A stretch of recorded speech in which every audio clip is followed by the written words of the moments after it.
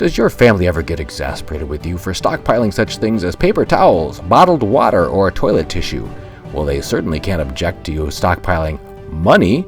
Silver, the only money recognized by the U.S. Constitution, and your first 10-ounce bar of pure silver can be had at spot price with no premium by going to sdbullion.com/rp. And when you buy it that way, you'll be supporting Reluctant Preppers as well by going to sdbullion.com/rp. Thanks. This is a quick update to thank you for building our number of patrons to 76 and growing on patreon.com/reluctantpreppers. Soon, when we reach 100 active patrons, we're going to start sending out a 1-ounce U.S. Silver Eagle each and every month to one active subscriber, so you don't want to miss out on that. Please help us grow by subscribing today at patreon.com/reluctantpreppers.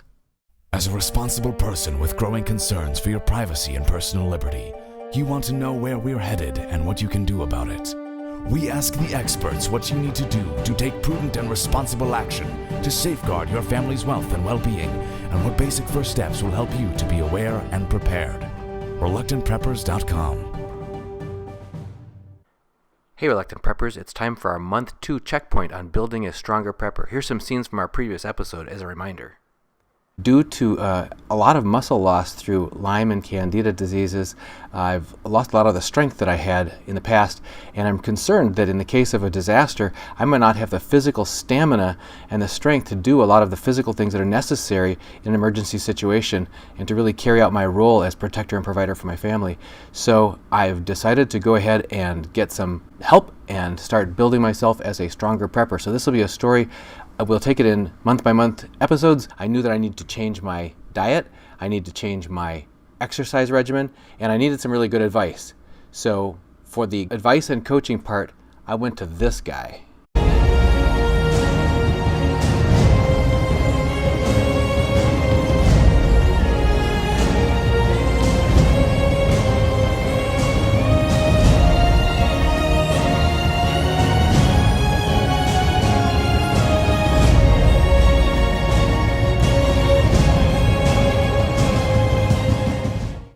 Okay, it's been 7 weeks now, and it's time for an update. Here's our second month installment in building a stronger prepper. I wanted to check back in with you. It's been a little over a month since our first episode, and report out to everybody. Thank you, everyone, for your words of support and encouragement. It's been really helpful to me in staying on task. Also, frankly, the public commitment has been helpful to me to stay on task as well. Right, yeah, knowing that you have viewers who are keeping track of your journey with you really helps keep you accountable and make sure you're not it really does. It really does. And I'm happy to say that, remember guys, we started out at a low weigh-in at 156.4, down from my previous high of 178. I was down like 22 pounds there.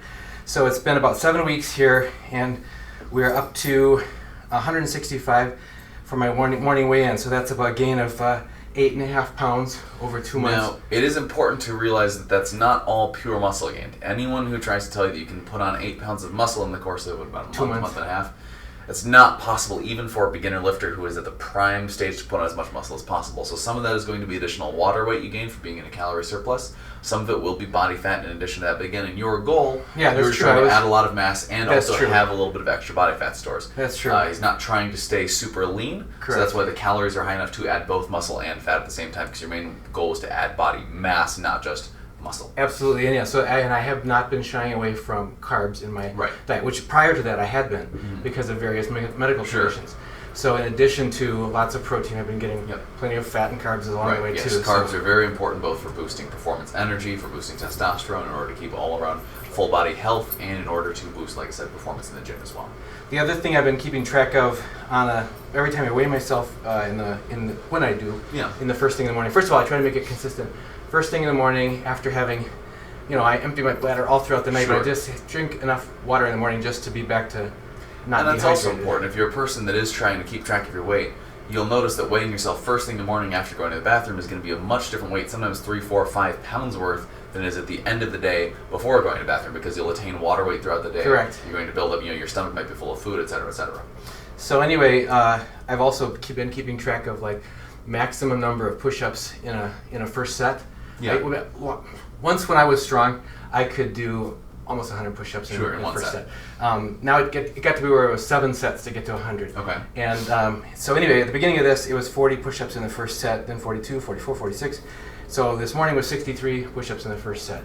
Wonderful. So that's, for me, that's a big change. And that helps build your muscular endurance and actually kind of help contribute to an overall level of being able to be outputting energy for a long period of time. A lot of people will say don't do high rep sets of push-ups because they're not going to help build your chest muscles bigger. But if you're working on practical functional fitness and you want to focus on being able to exert yourself for a long period of time, doing things like these long, large, high rep burnout sets of exercises can actually be useful for you, even though they may not contribute to explosive growth of fast twitch muscle fibers. And I know you had promised me that we could make it. You could show me an additional leg workout. So Yes. Before anybody else wants to use the bar, maybe we can get set up for that and do a quick show of that. Sure, absolutely. All right, great. All right, so the first leg exercise we're going to be talking about, and we're going to be trying to, again, keep these very focused on functionality and on heavy compound movements that are going to be beneficial to you in a situation where you have to lift heavy things, push heavy things, and be able to do that repeatedly. So we're not going to be doing a lot of isolation movements. The closest we've gotten to an isolation movement was the pistol squats, since they were single leg exercises, but again, still a very compound exercise that involves a lot of your core, a lot of your stabilizing muscles in order to be able to perform the exercise. So today we're doing the standard barbell back squat. It's a very common exercise. That doesn't mean it's an easy exercise. It's a great exercise, and it really helps to build core strength because you have to keep your core tensed all the way through the motion. Works your quadriceps, your glutes, a little bit your hamstrings, and even brings in your calves for stabilization a little bit, but it doesn't really work them appreciably, just enough to help contribute to them a little bit as well. So what you're going to want to do is you're going to want to load the bar up on your shoulders, so sort of just right below the base of your neck on your back, and hold onto it with your hands. You're going to put your feet about shoulder width apart, toes angled slightly outwards. So as you get set up there. And the main key with this motion is to not let your lower back round, and also not let your knees track very far over your toes. A lot of people say keep them behind your toes. Don't try to do that because you can actually increase the flexion and also the shearing force on your lower spine, which is never a good thing. So if they track a little bit over your toes, it's not going to kill you just as long as your weight stays centered over the center, so the balls of your feet basically keep your heels on the ground, don't go up onto your toes as you do the motion. So all the way down to your thighs are parallel to the floor. Nice, good, beautiful, come back up. Perfect. Again. Good.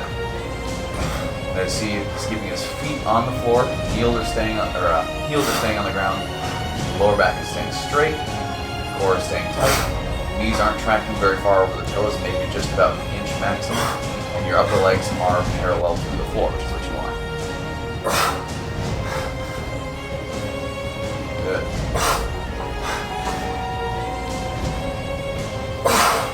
Perfect.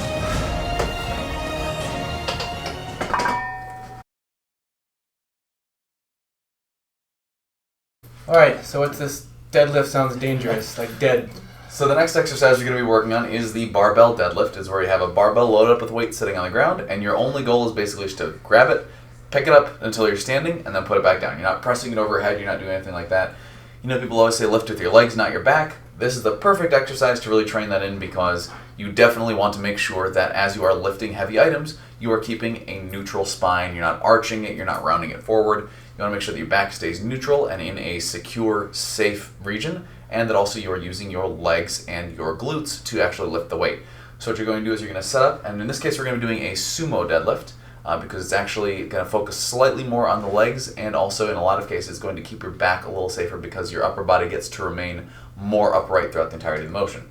So you put your feet slightly farther than shoulder width apart, legs facing outwards. You're going to actually grab in between your knees. So you're going to want to go probably even a little wider than that, possibly. There you go. On the stance, okay. Yep. And then grab in between your knees and just lift straight up, keeping your back straight the entire time. Don't round. Good. Perfect. And then you're going to set it straight back down. And at the top of this lift, what I want you to do is really just squeeze your low back and squeeze your glutes and push it forward so you're completely locked out at the top. That's going to help really train that mind muscle connection with your posterior chain, your glutes, your hamstrings. And that's really what's doing the bulk of the lifting effort in this are the hamstrings. But your whole body really comes into play throughout the course of this motion. Keep your core engaged, keep your legs strong, keep your grips tight. You're using your traps to hold your shoulders back throughout the motion. You really are using almost all the muscles in your body in completing this motion. So it's really good at building full body strength, integrated body functionality strength, and also just giving you the ability to lift very heavy objects from a dead standstill on the ground and stand up with them. Thank you. You're welcome. As you do this, you're going to want to make sure to keep your shoulder blades and your shoulders down and back. So basically pretend you have like a racquetball or something between your shoulder blades that you're trying to keep pinched there. Because a lot of people try to overcompensate with their front deltoids and push their shoulder forward. Gotcha. Which is going to both take emphasis away from your chest muscles, which is what you're actually trying to really focus on, and are the stronger pushing movement muscles that you want to build during this exercise. And it also puts you at risk of injuring your shoulders. So by keeping them back, helps really concentrate the effort on your chest and leaves your shoulders to be more of an accessory mover rather than trying to help and overcompensate be the primary mover of the motion. All right. Shoulders down and back. There, down and back. Nice. You told me before, go all the way down. So. Yep, all the way down. What about the direction of the dumbbell thingy? That's perfect. Yeah, nice level.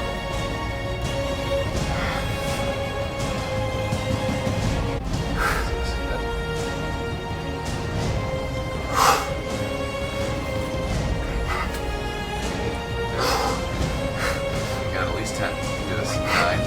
Good. Maybe this time, but I think you can get one more in there. Nope. Oh, you're good. All right. Well done. Well, that's the end of our month 2 checkpoint in building a stronger prepper. I really do appreciate all of the words of support and encouragement you guys have been offering me on the comments underneath these videos. Make sure you press subscribe and thumbs up.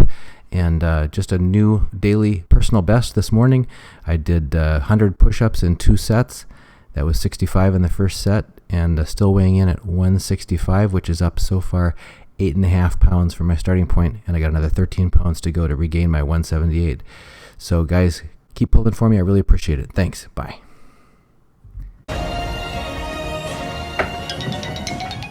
Hey guys, Josiah here with Aesthetics Fitness. Listen, if you want to build an aesthetic, powerful physique using science and functional training methods that will help you to get stronger and injury-proof your body in addition to just looking all around fantastic, then you've come to the right place. You deserve better than a 30-day program. You deserve better than the latest fad diet. You deserve better than outdated, ineffective training techniques that don't work. You deserve to finally see results. So let's start training smarter.